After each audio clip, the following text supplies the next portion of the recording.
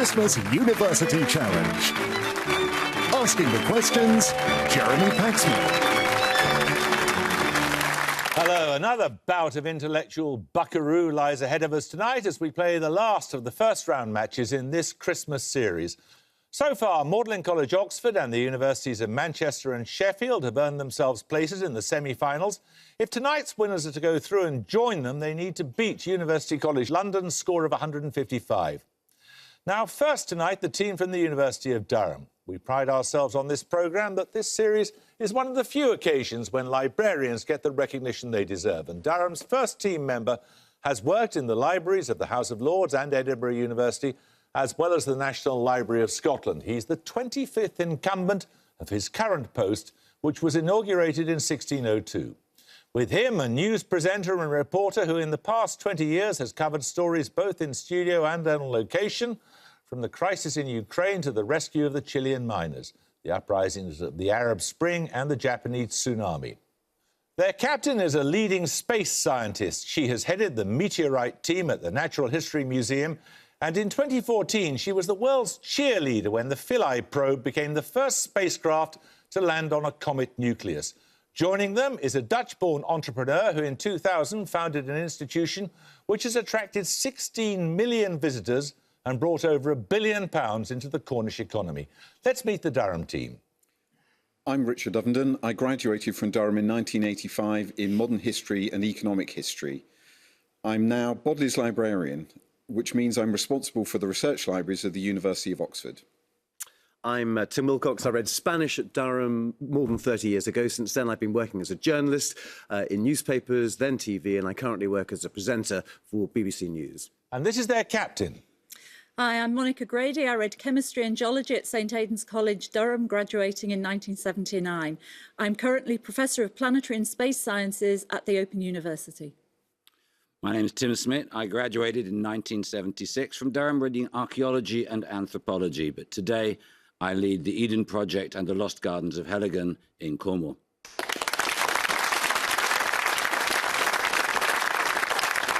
Now, their opponents are playing for the London School of Economics. Its founders in 1895 included Sidney and Beatrice Webb and George Bernard Shaw, and the four trying not to let them down tonight include a former criminal law barrister turned Conservative MP. He's been Shadow Minister for London, Local Government Minister and Deputy Party Chairman. With him, a journalist who spent 8 years as the BBC's Washington correspondent.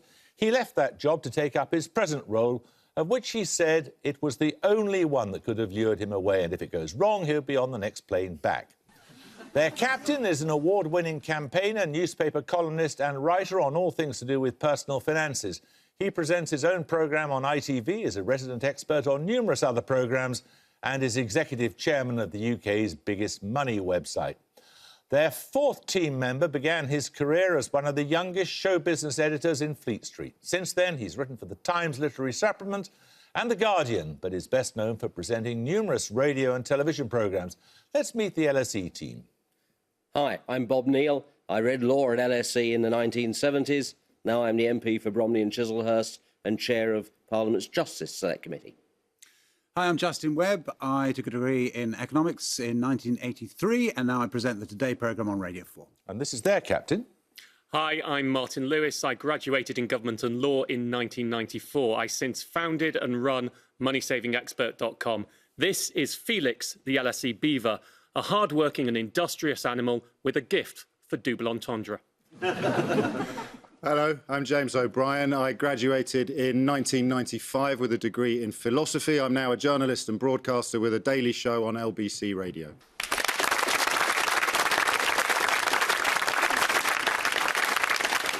OK, you all know the rules, I guess. If you don't, you shouldn't be here. So let's just crack on with it, shall we? Fingers on buzzers, here's your first starter for 10. In two-word expressions, what six-letter adjective may precede the words stick, bean, horn, cricket, mustard, dressing, toast? Durham Grady. French. French is correct, yes. Right, Durham, your bonuses are on a work of literature. Firstly, for 5 points, of which short novel of 1843 did the Illustrated London News note the surpassing beauty with which the accomplished author of this seasonable little volume has worked out, or as he sportively terms it, raised, The Ghost of an Idea? A Christmas Carol. By Dickens, of course. After reading A Christmas Carol, which notoriously reclusive 19th century historian and essayist was seized with a perfect convulsion of hospitality and hosted 2 festive dinner parties at his Cheyne Walk residence? Thomas Carlyle. Correct. To which character in A Christmas Carol was Thackeray referring when he wrote, "There is not a reader in England, but that little creature will be a bond of union between the author and him"? Tim Cratchit. Correct, Tiny Tim.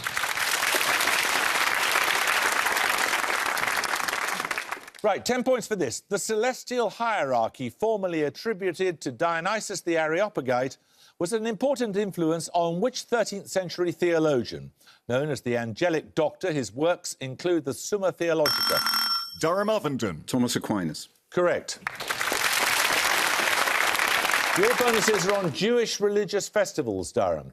Originally an agricultural festival marking the start of the summer wheat harvest, Shavuot, or the Festival of the Weeks, is also known by what name from the Greek meaning 50th? Greek for 50.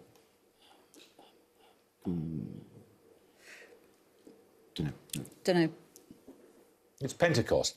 Translated into English as the Feast of Lots, which festival commemorates the survival of the Jews who, according to the Book of Esther, were marked for death by their Persian rulers in the 5th century BC? Yom Kippur? Yom Kippur? No, it's Purim. And finally, thought to derive from the Hebrew verb meaning to dedicate, what name denotes the festival celebrated over 8 days and also known as the Feast of Dedication, the Feast of Lights and the Feast of the Maccabees? Hanukkah. Correct. 10 points for this. Who was the subject of Andrew Robinson's 2006 biography entitled The Last Man Who Knew Everything? A physician and physicist born in Somerset in 1773, he established the principle of interference of light and was instrumental in deciphering the Rosetta Stone. Durham Grady. Thomas Young. Correct. Your bonuses are on scientific theories later disproved, Durham. Firstly, from the 17th century, an early chemical theory assumed that all combustible material was in part composed of which hypothetical substance? The idea was discredited by Lavoisier from 1770. Phlogiston. Correct.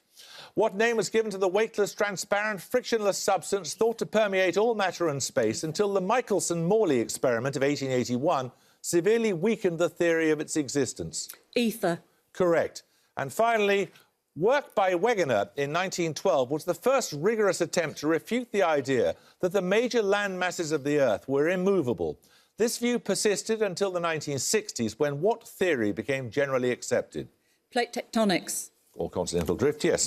Right, we're going to take a picture around now. For your picture starter, you're going to see a map showing the locations of the host venues of a major sporting event that took place in 2015. For 10 points, I want you to identify that sporting event.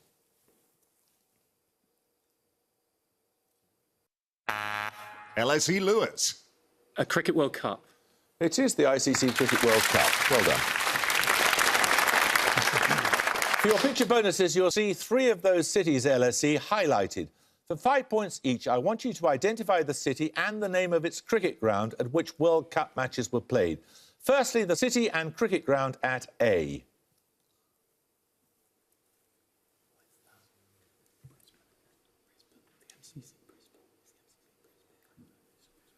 MCC Brisbane. It is Brisbane. It's the Gabba, though, the cricket ground. Secondly, the city and the cricket ground at B. Is that Wellington? Auckland? Auckland? Do we know the cricket ground at Auckland? Auckland and the Auckland Cricket Ground. It's Eden Park in Auckland. And finally, the city and cricket ground at C. Sydney, isn't it? That's Sydney. The MCC. Or is it Melbourne? Quick. Melbourne, the MCC. Melbourne, the MCC. It's Melbourne and the MCG, the Melbourne Cricket Ground. Oh, actually, hey, you can have it. Why not? Hey. It's Christmas. 10 points for this. The History of a Dangerous Idea is the subtitle of which recent work by the British political economist Mark Blyth? The single-word title denotes a particular approach to government spending. LSE Neil. Austerity? Yes. 3 questions on carol singing for your bonuses, LSE. In each case, give the title of the literary work from which the following lines are taken. Firstly, from a novel of 1860. There had been singing under the windows after midnight. Supernatural singing, Maggie always felt, in spite of Tom's contemptuous insistence that the singers were old Patch, the parish clerk, and the rest of the church choir. Tom Sawyer. Notes from The Mill on the Floss by George Eliot. From a memoir, secondly, of 1959. For a year we had praised the Lord out of key, and as a reward for this service, we now had the right to visit all the big houses to sing our carols and collect our tribute. 59. 19. Yeah, give me a guess. Any guess? Pass. That's from Cider with Rosie by Laurie Lee. And finally, from a 1908 novel for children, as the door opened, one of the elder ones that carried the lantern was just saying, "Now then, 1, 2, 3, and forthwith their shrill little voices uprose on the air, singing one of the old-time carols that their forefathers composed." Peter Pan or the Lion, the Witch and the Wardrobe. OK, Peter Pan. No, it's The Wind in the Willows. 10 points for this. Listen carefully. Benjamin Disraeli described idiosyncrasy as a quality which ought never to be possessed by an Archbishop of Canterbury or a Prime Minister. What is the dictionary spelling of the word idiosyncrasy? Durham Grady. IDIO C idio YN sing No. CR. Digging a nice hole there. LSE O'Brien. IDIO SINCRACY. No, it's SYNCRASY. So 10 points at stake for this starter question. Harvest of the Cold Months, The Social History of Ice and Ices, is a later work by which author who died in 1992? Perhaps best known for French provincial cooking, she's been described as the best writer on food and drink. LSE Webb. Elizabeth David. Yes. LSE, you get questions on Iris Murdoch and philosophy. People were liberated by that book after the war. It made people happy. It was like the gospel. These words of Iris Murdoch refer to Being and Nothingness, a work by which French philosopher?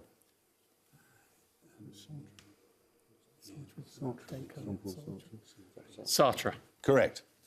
Iris Murdoch's 1977 work, The Fire and the Sun, discusses the attitude to art and the theory of beauty of which ancient philosopher? Plato seems more likely, doesn't he? Plato. Correct. In the 1959 essay, The Sublime and the Good, what concept did Iris Murdoch describe as the extremely difficult realisation that something other than oneself is real? Idealism. No. Yeah. We'll go for it. Idealism. No, it's love. 10 points for this. Which 3 cautionary words link a 1968 recording by the sound engineer Peter Lodge, the voice artist Emma Clark, and the Archers actor Tim Bentinck, who's been heard on the Piccadilly line? LSE O'Brien. Mind the gap. Correct. Right, 3 questions on checkmates in chess for your bonuses, LSE. Scholar's mate is a checkmate that may often catch out a beginner and always results in a win after how many moves? 6 is the shortest. I think it's 6. 6 or 8? I think it's 3. 3. Pawn, bishop, queen. OK, I'll nominate O'Brien. 3. No, it's 4. It's also known as the 4-move checkmate, involving a queen with a bishop, checkmating the opposing king. Also known as Philidor's legacy, what term describes a checkmate by a knight against a king that has all of its escape squares blocked by its own pieces? The term suggests being surrounded and unable to breathe. Suffocate. Choke. A choke mate. No, it's a smothered mate. Smothered mate. And finally, Anastasia's mate and Arabian mate most commonly involve which 2 pieces working in tandem to checkmate the opposing king? Arabian would be a horse, wouldn't it? Yeah. So it must be Knight and a queen. Anastasia would be the queen, would she? a knight and a queen. No, it's knight and a rook. Right, we're going to take a music round now. For your music starter, you'll hear a piece of popular music. 10 points if you can identify the artist, please.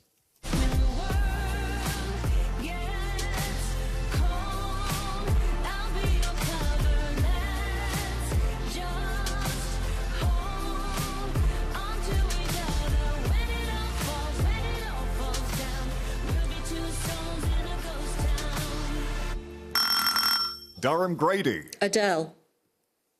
Doesn't sound anything like Adele. No idea. Nobody else seems to have. Well, it was enterprising of you to have a go. You're wrong, I'm afraid, though. Anyone like to buzz from the LSE? LSE O'Brien. Beyonce. No, it's Madonna. It's Ghost Town. So, music bonuses in a moment or two. 10 points at stake for this starter question.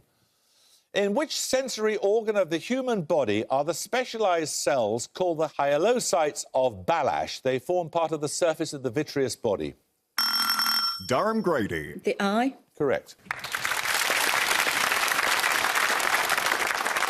Right, you'll recall that Madonna fell over on stage at the 2015 Brit Awards due to an unfortunate entanglement of her costume. For your bonuses, you're going to hear 3 more songs by groups or artists who experienced similar on-stage calamities in 2015.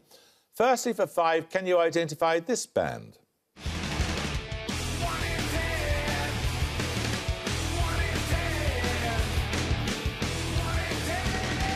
Ace of Spades. Is it ACDC? Yeah. AC/DC. No, it's Foo Fighters. The lead singer and guitarist Dave Grohl broke his leg falling off stage in Gothenburg. Secondly, can you name this artist, please? Kanye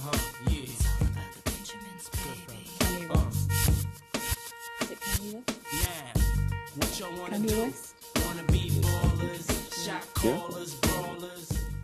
Kanye West. No, it's Puff Daddy or P. Diddy or Diddy or Puffy or Sean Coombs. He fell into a hole during an awards ceremony, apparently.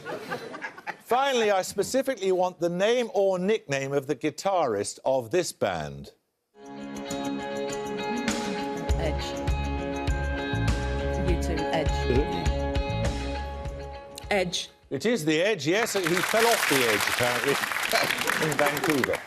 Right, 10 points for this. Which 2 initial letters link words meaning the process of shedding skin in reptiles? A short...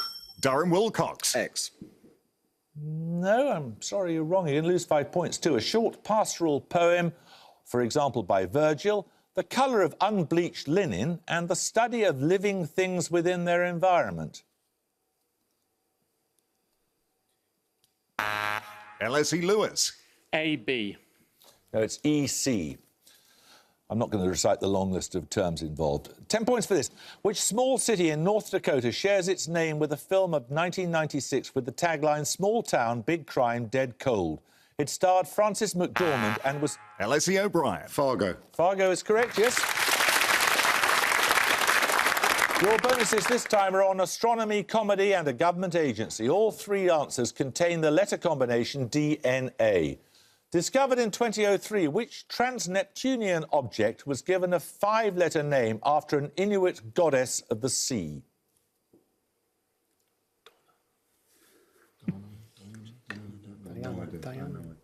Diana.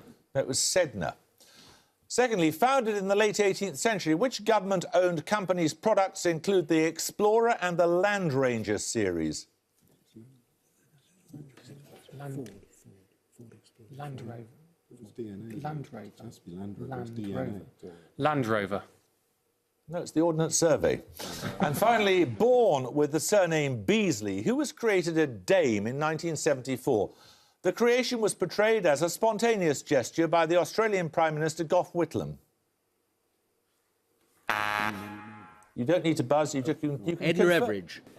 Well, you're quite right, it is Edna Everage, yes. Right, 10 points at stake for this. Meanings of what 6-letter word include either of the 2 pendulous fleshy growths on either side of a turkey's beak? An alternative name for the... Durham Grady. Wattle. Wattle is correct, yes. Your bonuses, Durham, are on mnemonics. Will a jolly man make a jolly visitor is a mnemonic for the surnames of the first 8 US presidents. Which 2 presidents are represented by the phrase jolly man? Jackson. And Madison. Jackson and Madison. No, it's Jefferson and Madison. Oh, sorry. Secondly, for 5 points, how shocking Tom's songs make me queasy is a mnemonic for the names of the major Chinese dynasties, beginning with the Han. Which dynasty does the word queasy represent? You may spell it if you wish. Qing. Correct. No plan like yours to study history wisely is a mnemonic for the royal houses of England, beginning with the Norman. For which houses do the words like yours stand? Lancaster and York. Lancaster and York. Correct. Right, we're going to take a second picture round now. For your picture starter, you're going to see a photograph of a theatrical production. For 10 points, I want you to identify both the actor you see and the role he's playing. L.S.E. O'Brien. Benedict Cumberbatch playing Hamlet. That's correct. That was the Barbicans 2015 production, which has become the fastest-selling play in London theatre history. Your picture bonuses show 3 more 2015 record breakers. Firstly, for 5, I want you to identify the subject of this exhibition.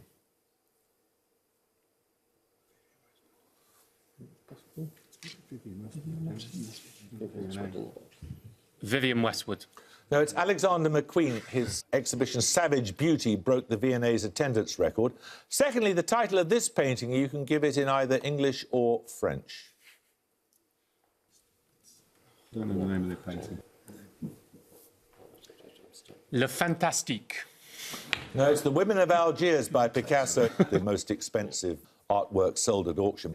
Finally, I want you to identify this film, please.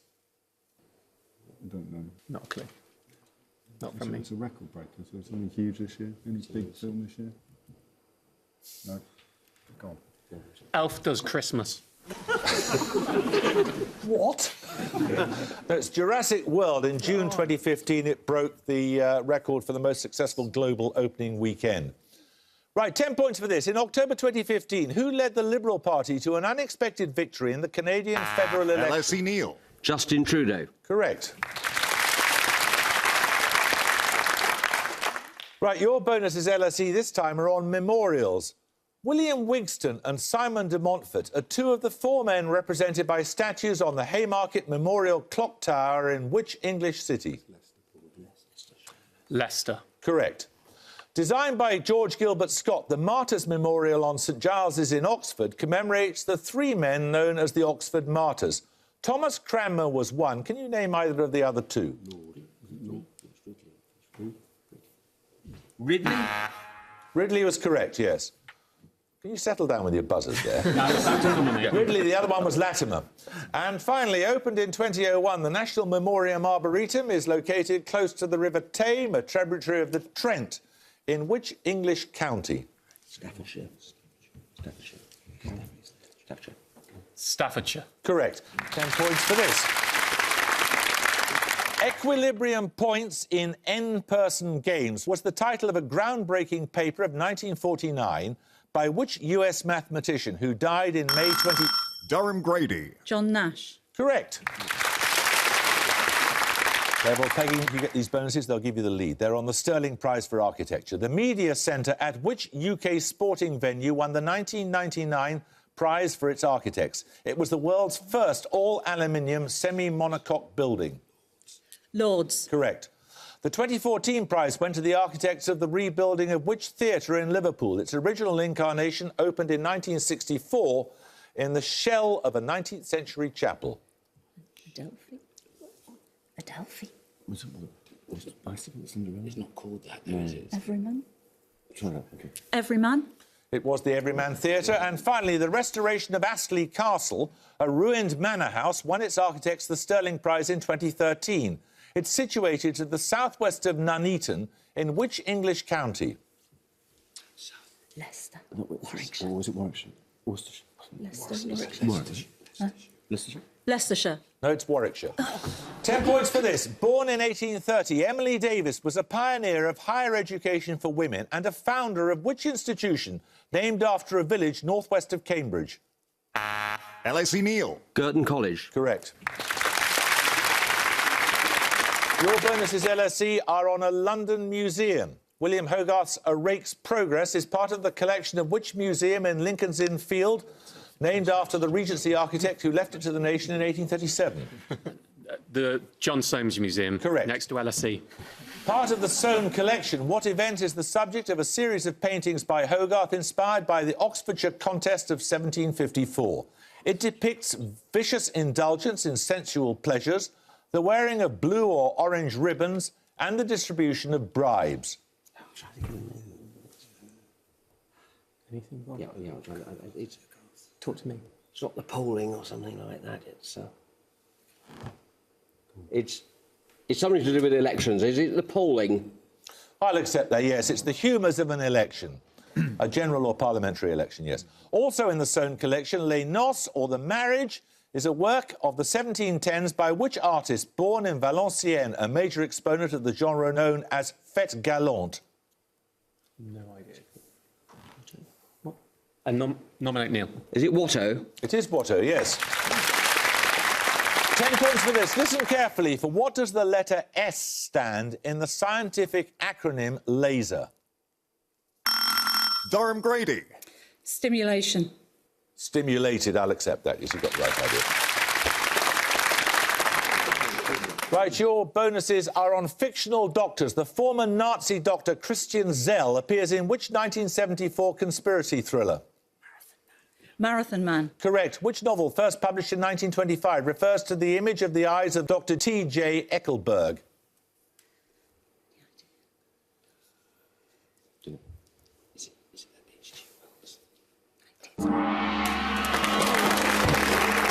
Right, at the gong, it's absolutely level pegging. So the way we're going to sort this out now is I'm going to ask you a starter question. If you get it right, you get 10 points, you immediately win.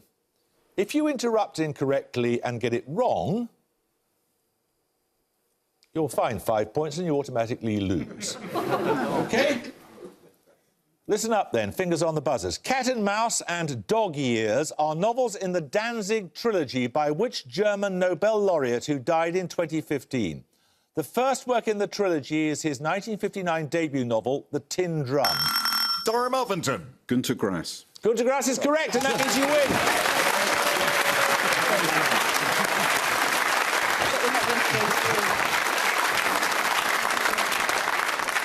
Well, I thought you were going to do it, LSE, but you need to bone up a bit on one or two subjects, I think. Congratulations to you, Durham. I'm afraid, although you've won on 140 points, it is not one of the 4 highest winning scores, so we shan't be seeing you again. It means you have the honour of winning, but you don't have the possible embarrassment of having to come back. Thank goodness. We now know the teams in the semi-final stage of the competition. They will be Magdalen College, Oxford, Manchester University, Sheffield University and University College London. I hope you can join us next time for the first of the semi-finals. Until then, though, it's goodbye from the LSE. Goodbye. It's goodbye from Durham University. Goodbye. And it's goodbye from me. Goodbye.